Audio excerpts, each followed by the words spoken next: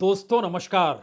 मौजूदा वक्त में मोदी सरकार को देखकर आपके जहन में यह सवाल जरूर आना चाहिए कि आखिर इस देश को चलाने के लिए संविधान है या नहीं है, या फिर मौजूदा सत्ता ने यह मान लिया कि जनता ने उसे चुना है तो फिर क्या संविधान और क्या नियम कायदे जैसे मन चाहे वह इस देश को चलाएगी क्योंकि जनता ने उसे चुना है, जबकि वो संविधान की शपथ लेकर सत्ता तक पहुंचती है। और इस दौर में संविधान में लिखे हुए जो भी शब्द हैं वो शब्दों का कोई मतलब बचे ही नहीं। क्या ऐसी व्यवस्था में ये देश आकर खड़ा हो चला है?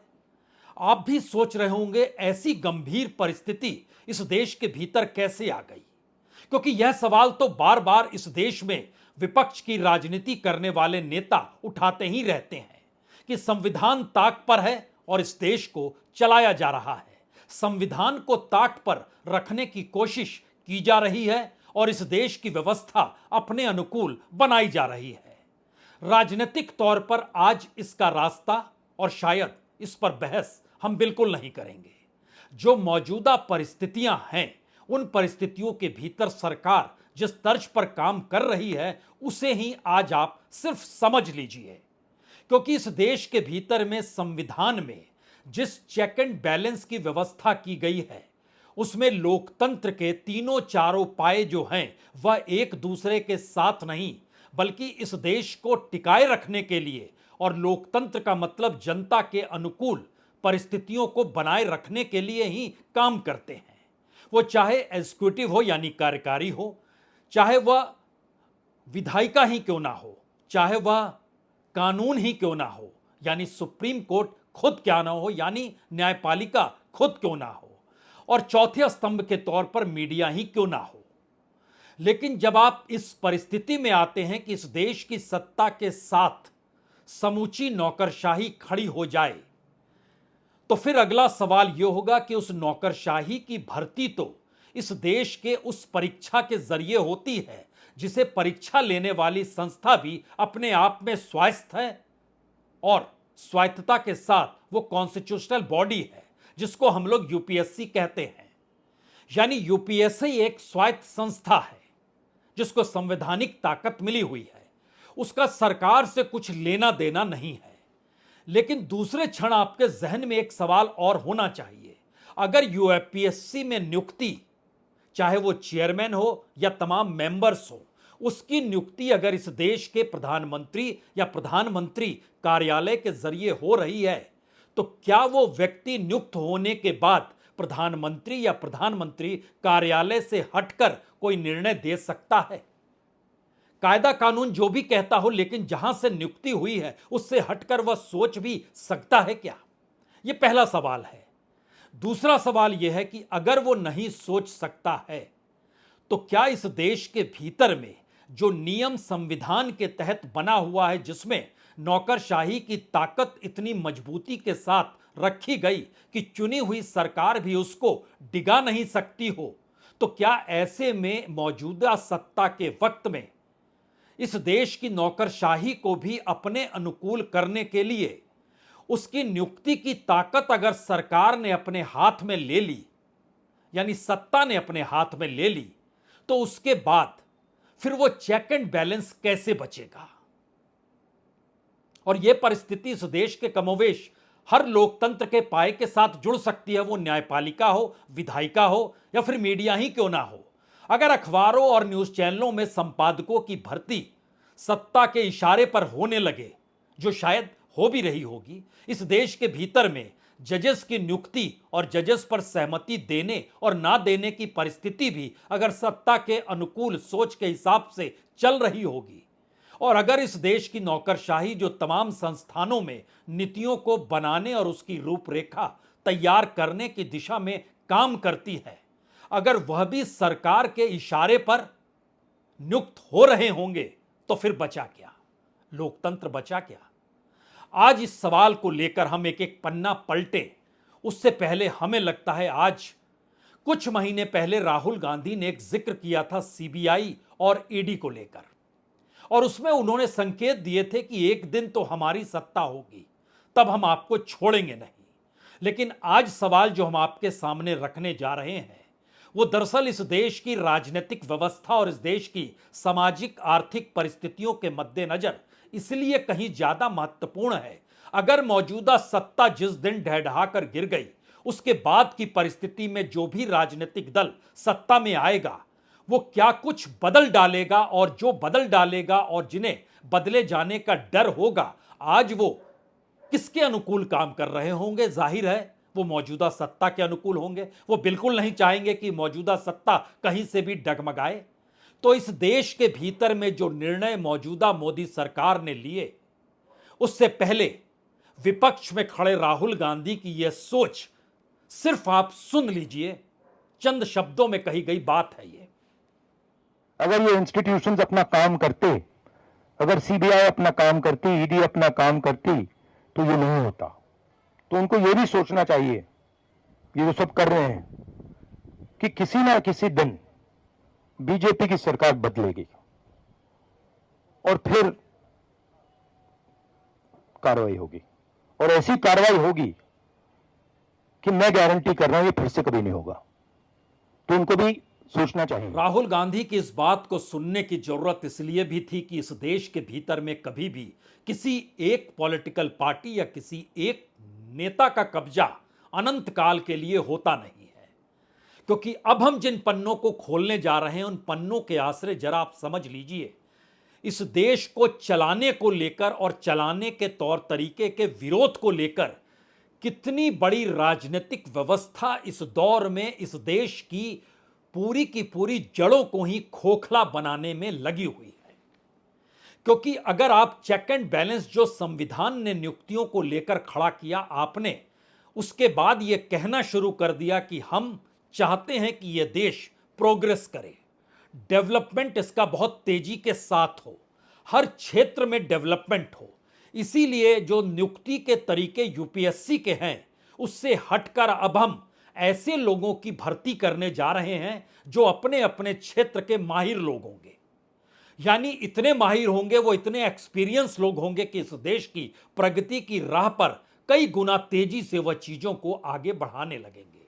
तो चलिए आज सरकार के साथ ही शुरू में खड़े हो जाते हैं। 2018 10 जून सरकार ने उस वक्त कहा कि हम कुछ प्रोफेशनल्स को लेकर आएंगे, और पहली नियुक्ति जो 10 लोगों की नियुक्ति थी वो ज्वाइंट सेक्रेटरी लेवल पर हुई। जो ज्वाइंट सेक्रेटरी लेवल पर हुई, इस देश के 5 मंत्रालयों में उनकी भर्ती हुई 3-3 साल के लिए। उन 10 में से 6 लोगों को 2 साल के लिए और आगे बढ़ा दिया गया। यानी 2018 में जिनकी भर्ती हुई वह 2023 में 5 बरस काम करके इस सरकार से बाहर हुए। और इस समानांतर में हर बरस जितने लोगों की भर्ती होती चली गई, उस प्रक्रिया को अगर आप ठोस रूप में देखें तो तकरीबन 200 लोगों की भर्तियां इस देश के भीतर उन पदों पर हुई जिन पदों पर भरने का काम यूपीएससी का है। और यूपीएससी उस नियम कायदे को देखती है जिसके आधार पर इस देश का संविधान बना। उस संविधान के मातहत इस देश में जो दलित तबका है, जो आदिवासी तबका है, जो गरीब हाशिए पर पड़ा हुआ तबका है, जो पिछड़ा तबका है, जो अल्पसंख्यक समुदाय से जुड़ा हुआ तबका है, उन तमाम तबकों की मौजूदगी उनके प्रतिनिधि के तौर पर आरक्षण के साथ होनी चाहिए। और एक झटके में प्रोफेशनलिज्म के नाम पर वो पूरी की पूरी परिस्थिति पहले राउंड में बाहर हो गई। दूसरे राउंड की परिस्थिति है कि वाकई अगर प्रोफेशनल्स चाहिए और अगर 200 प्रोफेशनल्स की भर्ती अलग अलग मंत्रालयों में हुई है, तो फिर उसके जरिए उस मंत्रालय की स्थिति ठीक क्यों नहीं हुई? इतना ही नहीं, इस देश के भीतर उन्हीं मंत्रालयों को लेकर सरकार का जो नजरिया था और देश का जो नजरिया, इसके बीच एक मोटी लकीर क्यों दिखाई देने लगती है? बात इससे साफ होगी नहीं। बात इससे साफ होगी कि दरअसल इस देश के भीतर में जो 200 से ज्यादा भर्ती हुई वो सामान्य तौर पर आईएएस की परीक्षा देने वाले, आईपीएस की परीक्षा देने वाले, फॉरेन सर्विस में जाने वाले, फॉरेस्ट सर्विस में जाने वाले, रेवेन्यू में जाने वाले, इन तमाम लोगों की परीक्षाएं होती हैं। और उसके साथ साथ इस देश के भीतर में वो पूरा युवा तबका पढ़ाई की तैयारी करता है। तैयारी करने के दौरान कुछ सीटें आरक्षित होती है, उसमें उनका जो मार्क्स होते हैं वो उन्हें कम मार्क्स में उनको वहां पर नौकरी मिल जाती है या इंटरव्यू के लिए बनाया जाता है, पूरी प्रक्रिया है एक। लेकिन जरा कल्पना कीजिए कि इस देश के भीतर में गृह मंत्रालय, education ministry, corporate affairs, information and broadcasting ministry, external affairs, steel ministry, finance department, social justice and empowerment, जल शक्ति, कानून मंत्रालय, एक्सपोर्ट इंपोर्ट देखने वाला कॉमर्स मिनिस्ट्री, तमाम जगहों पर लोगों की भर्ती हुई। और इस भर्ती में सबसे हाल में 45 लोगों की नई भर्ती हुई, जिसमें 10 ज्वाइंट सेक्रेटरी हैं जिनको होम मंत्रालय, गृह मंत्रालय, फाइनेंस और स्टील डिपार्टमेंट में भेजा जा रहा है। 35 ऐसे डायरेक्टर्स हैं जिनको एग्रीकल्चर में, सिविल एविएशन में, इंडस्ट्री मिनिस्ट्री में, इंफॉर्मेशन एंड ब्रॉडकास्टिंग मिनिस्ट्री में भेजा जा रहा है। जो ज्वाइंट सेक्रेटरी लेवल के लोग होते हैं उनकी उम्र 40 से 55 होनी चाहिए, 15 साल का अनुभव होना चाहिए और उनको जो पैसे दिए जाते हैं वह 2,70,000 पेमेंट होता है। इसके अलावे डियरनेस अलाउंस मिलता है, इसके अलावे ट्रांसपोर्ट मिलता है, इसके अलावे घर मिलता है, इसके अलावे तमाम सुविधाएं मिलती हैं। डायरेक्टर पद पर बैठने वाले व्यक्ति को 2,32,000 मिलते हैं और बाकी तमाम सुविधाएं उनको मिलती हैं और उनकी उम्र 35 से 45 बरस की होती है। जो डिप्टी सेक्रेटरी लेवल पर होते हैं उनकी उम्र 32 से 40 और उन्हें मिलते हैं 1,52,000। इसके अलावे दिल्ली जैसी जगह में घर भी मिल जाता है, गाड़ी भी मिल जाता है, कामकाज करने के लिए सहायक भी मिल जाता है। ये सारी चीजें अपने तौर पर चलती है। बरस दर बरस अगर देखिएगा, ये जो 200 भर्तियां हुई, 10 हमने आपको बताया 10 जून 2018 से शुरुआत होती है, 10 ज्वाइंट सेक्रेटरी आते हैं, फिर मई में शुरुआत होती है, मई में लगभग 45 लोगों की भर्ती होती है, फिर उसके बाद 2020 में भर्ती होती है लगभग 16 लोग पहले राउंड में, 18 लोग दूसरे राउंड में, तीसरे राउंड में 31 लोग होते हैं। 2021 में 35 भर्ती अक्टूबर के महीने में होती है, 3 ज्वाइंट सेक्रेटरी होते हैं, 19 डायरेक्टर होते हैं, 9 डिप्टी सेक्रेटरीज होते हैं। फिर 33 की और भर्ती होती है, इसमें 8 ज्वाइंट सेक्रेटरी होते हैं, 16 डायरेक्टर होते हैं, 9 डिप्टी सेक्रेटरीज होते हैं। बात होते होते 2024 पे आ गई, जहां इस दौर में 35 लोगों की और भर्ती, 45 लोगों की और भर्ती इस दौर में सामने निकल कर आई। इस देश के भीतर की परिस्थिति में थोड़ी देर के लिए विपक्ष को भूल जाइए। वो राहुल गांधी कुछ कह रहे हो, विपक्ष कुछ कह रहा हो, जो कह रहा है कि आरक्षण की परिस्थिति संभलिए। हम तो इस बात पे आज आपसे बात करने आए हैं कि दरअसल इनकी नियुक्ति हुई क्यों। क्या एक आरोप वाकई ठीक है कि वो प्रोफेशनल नहीं बल्कि वो स्वयंसेवक हैं, क्योंकि इस देश के प्रधानमंत्री खुद आरएसएस से जुड़े रहे, प्रचारक रहे। प्रचारक का मतलब होता है देश भर में घूमना और संघ की पूरी जो थ्योरी है उसको लोगों के सामने रखना, लोगों से संवाद बनाना। और ऐसे लोग विवाह करते नहीं है। प्रचारक की भूमिका 24 घंटे 7 दिन लगातार होती है। और इस देश के भीतर में जितने भी मंत्री हैं उसमें ज्यादातर जो बीजेपी से जुड़े हुए हैं तभी स्वयंसेवक रहे होंगे, जब आप उसकी पन्नों को पलटिएगा। इसके बाद एक अगला सवाल आपके जहन में आएगा, इस देश के विदेश मंत्री तो आरएसएस से जुड़े हुए नहीं हैं। जयशंकर तो विदेश मंत्रालय में थे और वह तो उस नौकरशाही से निकल कर आए थे, उनको विदेश मंत्रालय दे दिया गया। या सा पुरी साहब जो हैं, जिनको अर्बन डेवलपमेंट मिनिस्ट्री बनाया गया या तेल मंत्रालय दिया गया था। ये तमाम परिस्थिति में उन्होंने इन मंत्रालयों में किया क्या है? क्या वाकई इस देश में स्मार्ट सिटी को लेकर जो काम हो रहा था, आपको कोई एक स्मार्ट सिटी नजर आई? या इस दौर में विदेश मंत्रालय को लेकर भारत की दुविधा जो अंतर्राष्ट्रीय मंच पर अपनी विदेश नीति को लेकर हो चली है, वो चेक एंड बैलेंस करने में इस तरह से लग गया कि इस देश के भीतर के चेक एंड बैलेंस को वो भूल गया। 3 सवाल शुरू में आपके जहन में होने चाहिए। पहला सवाल, सरकार जो भर्ती कर रही है स्पेशलाइजेशन के नाम पर, प्रोफेशनल्स के नाम पर, उन भर्तियों से इस देश में उन मंत्रालयों की स्थिति क्यों नहीं सुधरी? दूसरा सवाल, क्या वो लोग प्रोफेशनल के नाम पर उतने वक्त से सिर्फ काम कर रहे थे, इससे हटकर कुछ नहीं था और इसीलिए वो स्वयंसेवक यानी आरएसएस के करीब थे तो उनकी भर्ती हो गई? यह दूसरा सवाल। तीसरा सवाल सबसे महत्वपूर्ण है। तीसरा सवाल है, उनको अपने कामकाज उस प्राइवेट सेक्टर में थे जो प्राइवेट सेक्टर कॉरपोरेट के जरिए पहचान पाता है। यानी कॉरपोरेट और सत्ता के नेक्सस के बीच ये ब्यूरोक्रेसी आकर इस देश में खड़ी हो गई, जो पैरेलल तौर पर, चाहे वो पीएमओ हो या किसी भी मंत्रालय के भीतर बैठी हुई नौकरशाही, जो कि फैसले लेने की दृष्टि से होते हैं वो ज्वाइंट सेक्रेटरी लेवल का व्यक्ति होता है और उसमें डायरेक्टर और डिप्टी सेक्रेटरी की भूमिका उस मंत्रालय के भीतर बहुत बड़ी होती है। और ये कॉरपोरेट से निकलकर, प्राइवेट सेक्टर से निकलकर सरकार के साथ जुड़े, तो इनके जहन में उस कॉरपोरेट की तरह सरकार को चलाना था या उस कॉरपोरेट और सरकार के बीच एक पुल बनकर उस कॉरपोरेट को लाभ देना था और सरकार के लिए एक फंडिंग करानी थी, जो पॉलिटिकल फंडिंग इस दौर में बार बार निकल कर आई, जो पूरे इलेक्टोरल बॉन्ड ने इस देश के भीतर में पैसे को लेकर सबसे बड़ा जुआ और सबसे फ्रॉड काम कैसे होता है, जो सुप्रीम कोर्ट को कहना पड़ गया ये टोटली अनकॉन्स्टिट्यूशनल है। तो क्या उसकी रूपरेखा ये लोग तैयार कहते हैं? आप कहेंगे नहीं नहीं, कॉरपोरेट का व्यक्ति इस तरीके से तो नहीं काम करता होगा। तो हम आपके सामने एक ही नाम रखते हैं जो तुरंत आपके जहन में आ जाना चाहिए, माधवीपुरी बुच। ये पहले किन के साथ काम करती थी? अडानी की कंपनी में काम करती थी।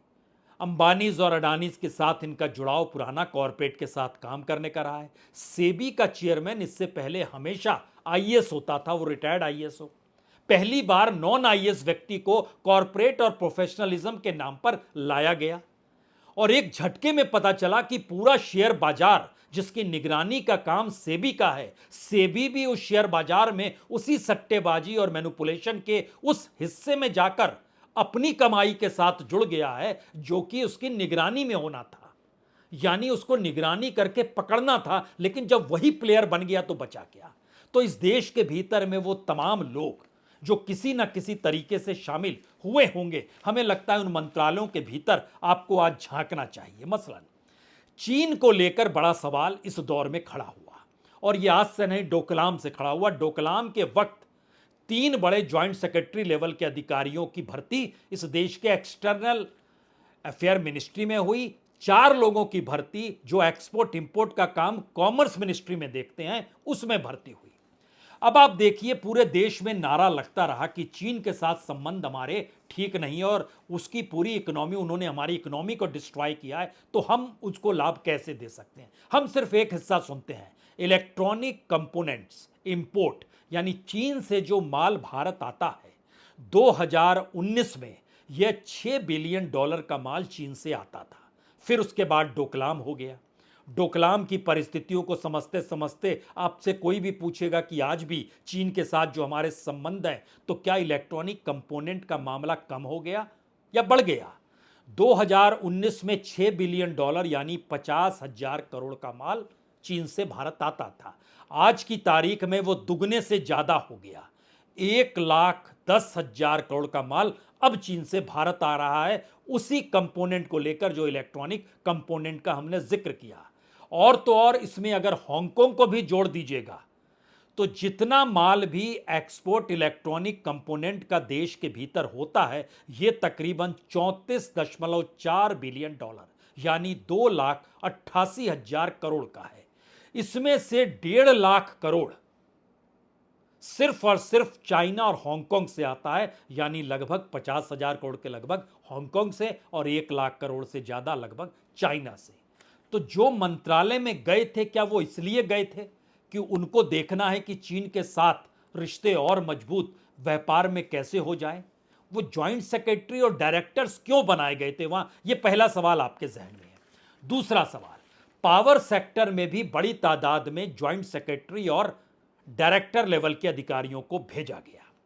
अब इनका काम क्या होना चाहिए था? भारत मजबूत हो, सारी चीजें हो, लेकिन इसी दौर में पहली बार यह नजर आया कि जो अडानीज को पावर प्लांट झारखंड के गोड्डा में दिया गया, उसने इतना बड़ा कमाल दिखाया कि भारत जो एक्सपोर्ट करता था इससे पहले बांग्लादेश को, उसमें एक्सपोर्ट में पहले नंबर पर कॉटन रहता था, दूसरे नंबर पर व्हीट रहता था, तीसरे नंबर पर पावर होता था। और पावर उस दौर में तीसरे नहीं बल्कि छठे नंबर पर रहता था और वो जो संख्या थी वो $498 मिलियन की थी। कॉटन सबसे ज्यादा था, $1.5 मिलियन से ज्यादा। और यह हम जिक्र तब कर रहे हैं जब गोड्डा में अडानी पावर की नींव पड़ गई, बनना शुरू हो गया। 2021 के अप्रैल के महीने से हम जिक्र करना आपसे शुरू कर रहे हैं, उससे पहले नहीं। उसी दौर में पावर मंत्रालय के भीतर ज्वाइंट सेक्रेटरी लेवल के 3 लोग गए, डायरेक्टर लेवल के 2 लोग गए, और भी 2 लोगों की भर्ती हुई थी, वो डिप्टी सेक्रेटरी के लेवल पर हुई थी। 12 हुआ क्या इस दौर में कि जो पहली बार भारत में एकमात्र पावर प्लांट गोड्डा का है जहां पर जितनी बिजली बनती है उस बिजली का एक हिस्सा भी इस देश में यूज नहीं होता है, सब बांग्लादेश में होता है। होते होते होते होते स्थिति ऐसी आ गई कि भारत पहले नंबर पर बांग्लादेश को जो एक्सपोर्ट कर रहा है वो पावर करने लग गया। और ये इतनी तरीके से होने लगी चीजें कि एक्सपोर्ट की स्थिति बढ़ते बढ़ते पहले नंबर पर जो भारत आज की तारीख में बेचता है उसमें पावर है, और दूसरे नंबर पर डीजल है, तीसरे नंबर पर कॉटन आ गया। पहले डीजल 8वें नंबर पर था, पावर 6ठे नंबर पर था, पावर अब पहले नंबर पर आ गया। और ये जो पूरा एक्सपोर्ट होता है इसकी जो संख्या है उसको भी हमें लगता है आपको जानना चाहिए। भारत कुल जो बांग्लादेश को एक्सपोर्ट कर रहा है वो $11 बिलियन का है, यानी 97,000 करोड़ का। उसमें से अडानी के पावर प्रोजेक्ट का जो एक्सपोर्ट किया जा रहा है वो तकरीबन 8,640 करोड़ का है, यानी लगभग 10%, करीब करीब 9.5% सिर्फ पावर भारत सप्लाई करता है बांग्लादेश को। इसी तरीके से डीजल भी कहां से निकला, उस पर भी कब्जा इस देश की किन कंपनियों का है। यानी जिन जिन जगह पर भेजा गया तो कॉरपोरेट का नेक्सस और सत्ता के साथ का जुड़ाव, इसी को मजबूत करने की दिशा में क्या ये पूरी की पूरी भर्ती इस दौर में होती चली गई, और एक झटके में भारत का एक्सपोर्ट इंपोर्ट ये सारी चीजें डाइवर्ट होती चली गई। किसी भी मंत्रालय को आप ले लीजिए, एजुकेशन मंत्रालय के भीतर 3 ज्वाइंट सेक्रेटरी गए, 4 डायरेक्टर गए और 6 डिप्टी सेक्रेटरी गए। इस 2018 के बाद की परिस्थिति बता रहे हैं। इन सब ने मिलकर आखिर में जो न्यू एजुकेशन पॉलिसी दी वो पूरे तरीके से उस पैसे पर जाकर टिक गई जहां पर इस देश की यूनिवर्सिटीज को दिया जाने वाला बजट कम हो गया, बच्चों के रिसर्च का बजट कम हो गया। स्थिति इतनी नाजुक हो गई कि दिल्ली यूनिवर्सिटी के तमाम कॉलेजेस के प्रिंसिपल को कहा गया आप अपने परिसर से भी मुनाफा कमाएं।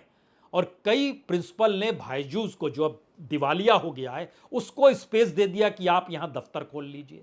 आप जरा समझिए एक सेकंड के लिए, जो तीसरा मसला हमने क्यों महत्वपूर्ण कहा था, एक्चुअल में कॉरपोरेट और सत्ता के नेक्सस के बीच वो ब्यूरोक्रेसी काम करे जो कॉरपोरेट को मुनाफा कैसे होता है इसे समझती हो। और इसको समझने के दौरान वो सरकार ने चूंकि उसकी भर्ती की है और वो यूपीएससी की परीक्षा देकर नहीं आया है, तो वह सरकार और कॉरपोरेट के बीच एक पुल का काम करे। और इसी परिस्थिति ने इस देश के भीतर में उस नौकरशाही को शंटिंग पोजीशन में लाकर खड़ा कर दिया जो इंटेलिजेंट थी, परीक्षा देकर आई थी, अलग अलग मंत्रालयों में काम कर रही थी, लेकिन सरकार के साथ हां में हां मिलाने के तरीके और हुनर वो नहीं जानती थी, तो वो दरकिनार हो गई। और इससे हटकर जो हुनर जानते थे, आपको जानकर हैरत होगी, लगभग 1 दर्जन अधिकारी जो सीनियर मोस्ट पोस्ट पे हैं, फाइनेंस मिनिस्ट्री के भीतर हो या दूसरे मंत्रालयों में हो, जो सरकार के हां से हां मिलाते हैं, एवरेज 3-3 एक्सटेंशन सबको मिले हैं। जैसे ईडी में संजय मिश्रा 4-4 एक्सटेंशन ले गए थे। और ये सवाल देश के भीतर था, आखिर एक ही ईडी का चीफ क्यों है हमारे पास। इस पूरी प्रक्रिया के भीतर हो सकता है आपके जहन में तब तो चुनाव आयुक्त की नियुक्ति भी अगर सरकार कर रही है तो इसीलिए कर रही है कि वो सरकार की हां में हां मिलाए। बिल्कुल सही है, ये फैक्ट है।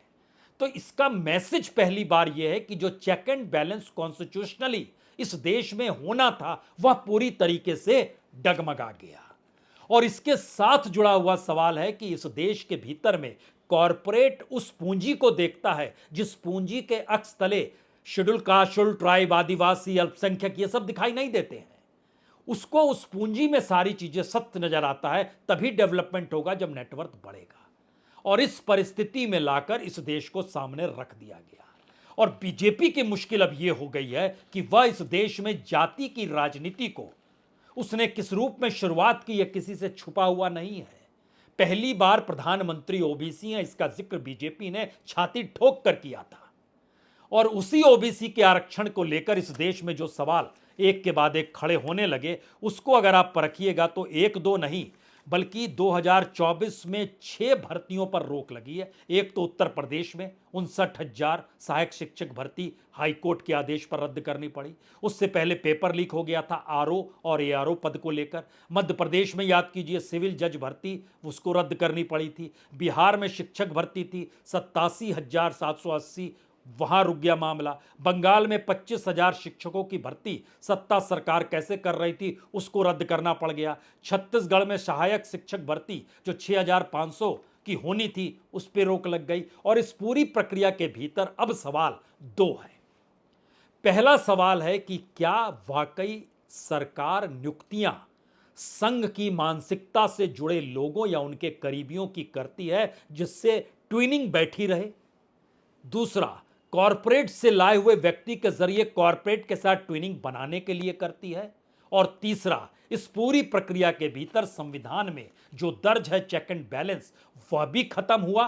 और इस देश के भीतर में नीतियों को बनाने वाले जो ब्यूरोक्रेसी है वो कैसे देख पाएगी कि इस देश के भीतर में ऐसी ऐसी जातियां ऐसे ऐसे हाशिए पर पड़ी हुई है कि उनकी जरूरतें जो हैं वो इस देश में रईसों द्वारा फेंके जाने वाले तत्वों से जुड़ी हुई है। उनकी न्यूनतम जरूरत या उनकी बेसिक जरूरत जो है उसकी जरूरत एक समाज को पता ही नहीं है कि यह मतलब क्या है इसका।